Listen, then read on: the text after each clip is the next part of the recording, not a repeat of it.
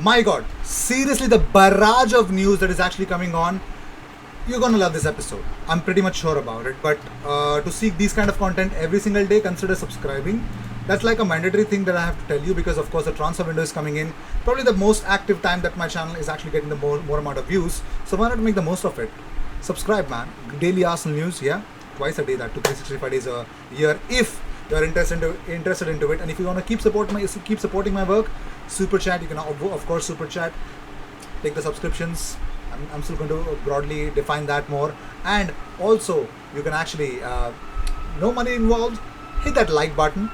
Helps my channel to grow. So hit that like button if you like the video. If you don't like it, dislike it. And more importantly, comment and let me know what are your thoughts on the transfer news that is coming up. Because you Arsenal fans have opinions and this is the platform. Comment and let me know. And of course, soon we're coming up with some live streams wherein you guys will get the best opportunities to join my live stream, and I would want to know what do you think about the transfer news that is coming on. So if you want to be a part of that, best place, follow me on the links of my Instagram and Twitter is already there. So follow me on those platforms and send me a DM that you want to be a part of that. All right, let's just jump into the first news that we have here.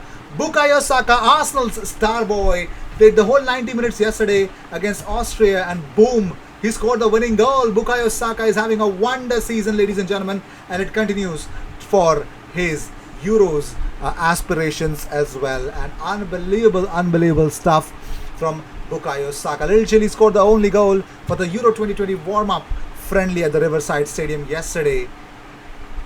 Awesome as usual. Well, talking about Bukayo Saka, Gareth Southgate has this to say about him. He said, I thought Bukayo right from the start linked the game really well. He received the ball well on the line and the inside. He's got a lovely ability to receive in traffic and fields and manipulate his way through. He's like a slippery eel getting away from challenges.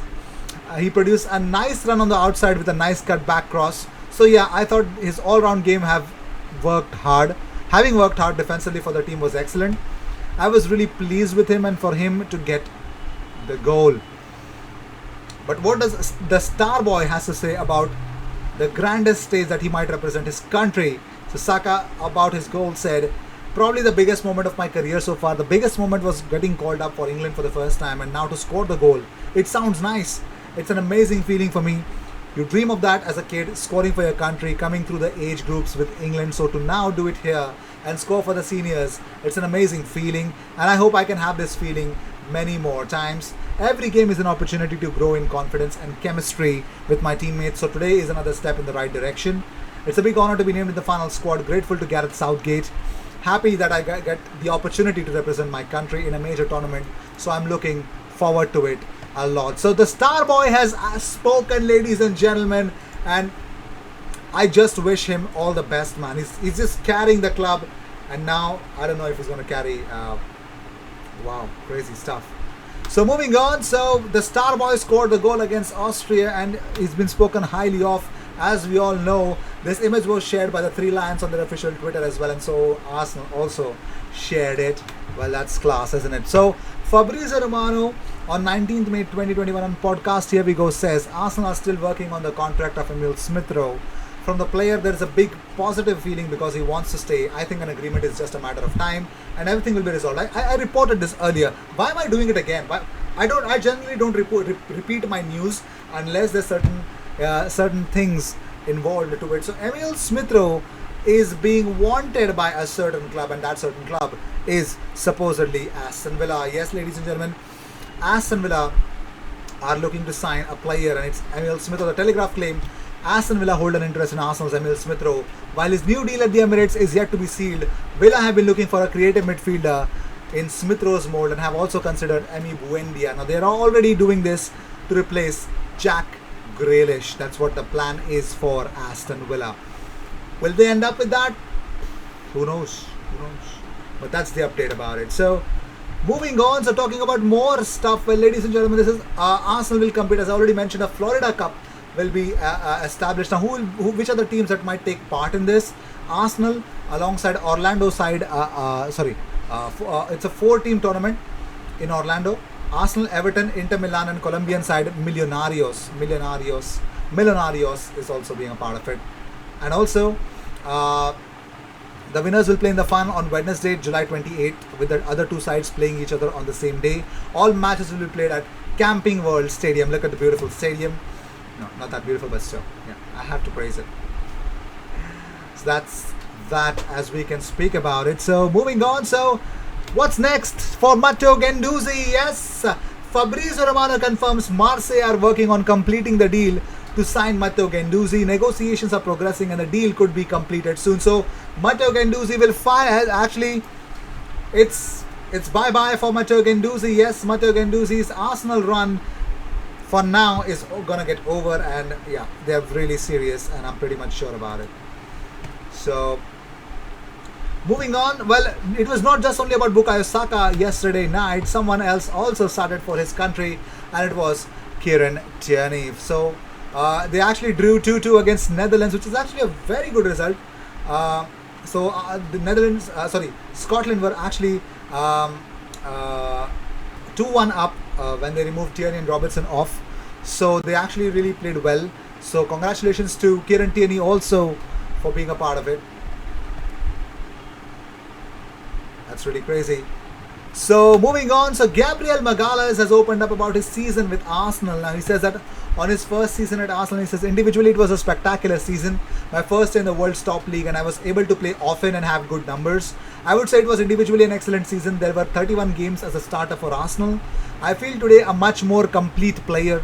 Tactically, physically and technically, I feel extremely prepared. I played against the best players and at a very high intensity. They raised my level a lot. I hope to keep that evolution next season. Unfortunately, in the collective part as a team, we were not able to reach our goals. So moving on, Kevin Campbell has says that it would not be a blow at all if Granit Xhaka left.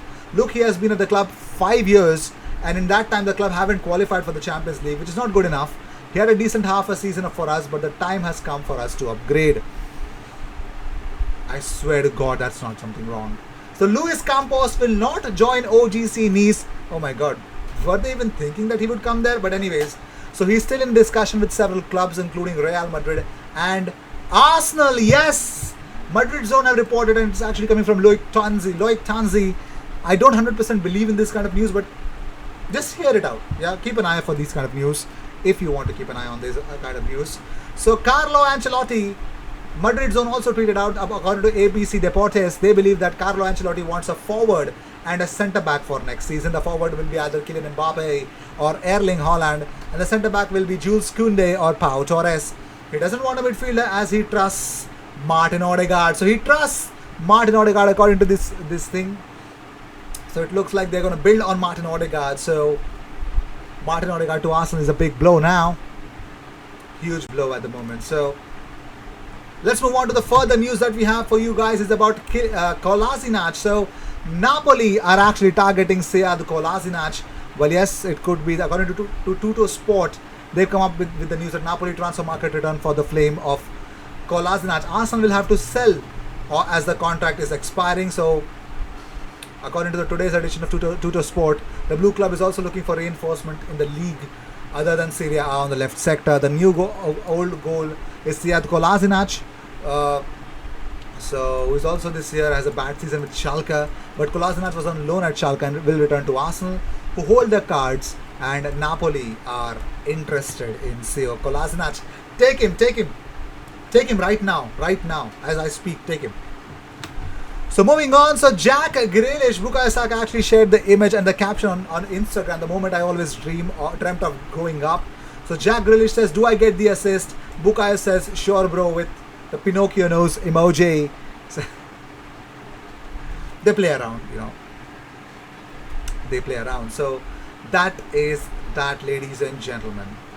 Crazy stuff, isn't it? So what's next? Darwin Louis has hinted a move to Flamengo. Yes, in his recent Instagram stories, he says that he's at Rio de Janeiro. So it looks like he might be joining Flamengo soon. Crazy stuff to send a set of fans into frenzy, but that's not my point of view now. So Hector Bellerin, why do I call him Bellerin? I'm sorry. Hector Bellerin is being targeted by Real Betis. So here's the update about it. So Arsenal accelerates according to... What source is this? Estadio Deportivo, I'm sorry, I just forgot its name. So Arsenal accelerates for the replacement of Bellerin. Betis dream relief for Emerson. It is still a very complicated operation given that the footballer charges 6 million euros per year as his salary, an amount that is inaccessible for Betis. Although in the noble floor of Benito and Villamarin, the dream of Hector Bellerin as a replacement for Emerson, who is going to Barcelona. The only solution is for Arsenal, of whose squad the Badalonis is one of the captains, to accept a transfer, unpaid or at low cost, with a purchase option, and to assume part of the right-hander's record, which with a contract until 2023 should do his part, if necessary, to adapt his salaries to the possibility. Yes. So you know that Nabil Fekir is the highest earner. He also does not earn more. So he had to take a wage cut to come to Betis. Arsenal looking at a lot of options. PSG falls among the possible bidders. Great news for the Heliopolis for. So only club that is involved for Hector Bellerin right now is Real Betis, and they are really, really adamant about that. So with this, I'd like to end this episode. Do you believe in this? Yes, because multiple operations are conducting between Betis and Arsenal behind the scenes, of course. So stay tuned for more news, and for recent updates, for decent updates, subscribe. If you like the video, hit that like button. Dislike, comment. Please comment. Comment, Arsenal fans, you have to comment. Any other fans interested in Arsenal news, be my guest, consider subscribing as well. So cheers, I'll see you in the next one, and bye-bye.